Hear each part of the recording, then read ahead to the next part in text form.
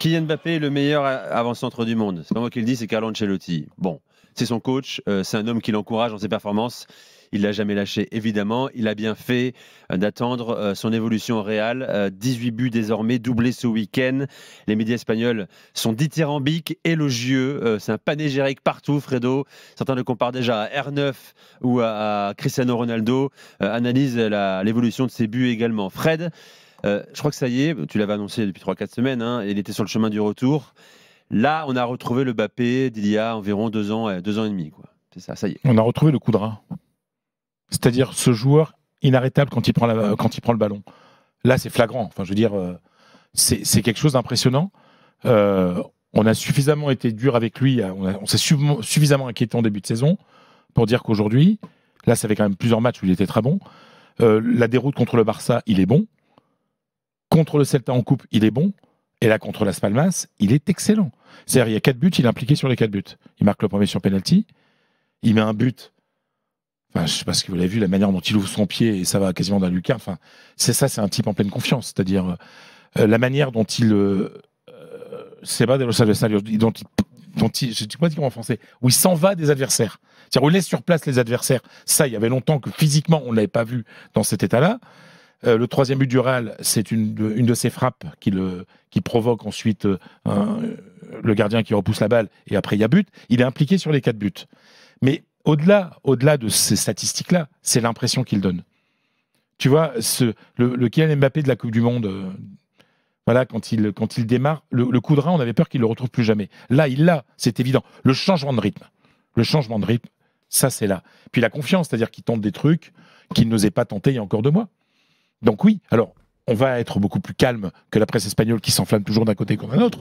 Enfin, c'est quand même plutôt impressionnant ce qu'on a vu ce week-end. Des choses qu'on a vues depuis 2 ans. Donc, oui, on est obligé de les voir. C'est un moment. On va pas se mentir, on était nombreux ici, également dans des shows d'RMC, à en douter. On se posait la question, est-ce qu'il va un jour retrouver son niveau? Est-ce que le meilleur de Mbappé n'est pas passé, notamment au Paris Saint-Germain et en équipe de France? On va attendre encore un petit peu, mais effectivement. Mais il est sur la bonne voie. Son accélération, effectivement, ça va c'est surtout ça, c'est l'impression qu'il donne. C'est-à-dire qu'il fait des choses qu'il y a 1 an, il ne faisait pas. Il fait des choses qu'il y a 2 mois, il ne faisait pas, ou il n'y arrivait pas. Là, il les fait, et il a quelque chose. Et puis, il y a son sourire, il y a sa façon d'être bien dans sa tête, bien dans l'équipe. Et bien sûr, vous allez me poser la question. Oui, mais contre Las Palmas, il n'y avait pas Vinicius, donc il était à gauche. Ben non. Parce que Vinicius n'était pas là, mais à gauche, c'était Rodrigo. Donc, il y a toujours cette tendance de partir vers la gauche, mais il a beaucoup joué dans l'axe. Beaucoup joué dans l'axe.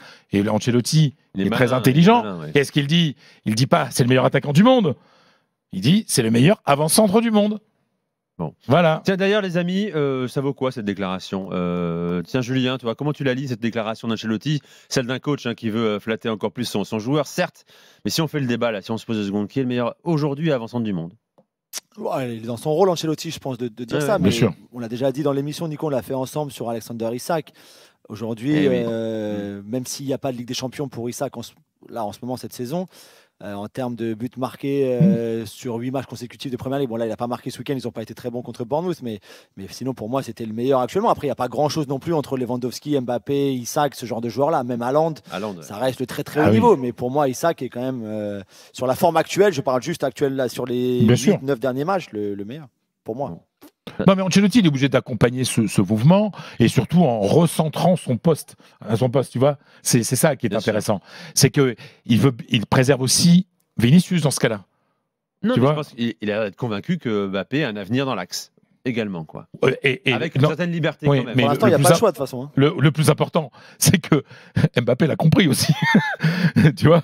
Parce que dans son jeu, on voit qu'aujourd'hui, il est quand même moins obsédé par la gauche. Et c'est ça qui est intéressant, c'est son évolution en quelques mois. Et là, on peut dire quand même que Carlo Ancelotti, vous savez que ce type-là, qui est simplement le mec sympa, qui motive les joueurs, qui est copain avec les joueurs. Bon manager. Eh ben... tactiquement, il travaille tous les jours sous les ordres d'Ancelotti, de Davide, père et fils. Mbappé trouve sa place. Excusez-moi, mais on va quand même saluer aussi le travail de Carlo.